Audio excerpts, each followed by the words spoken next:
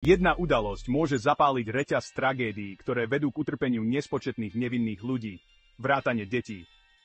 V roku 1993 svet sledoval, ako v texaskom Waku zahynulo 86 ľudí, vrátane 25 detí. Skutoční vinníci, skrytí v tieňoch, orkestrujúci chaos.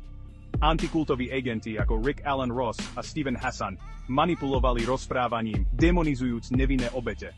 Ale prečo? Ich vplyv sa nezastavil vo Waku. Vyvolal sériu tragédií. Columbine, Oklahoma City, Praha. Krv detí špiní ich ruky. Len minulý rok v Prahe bolo stratených 14 životov v ďalšej tragickej školnej streľbe. Spoločný menovateľ? Rovnaké temné sily ťahajúce za nitky.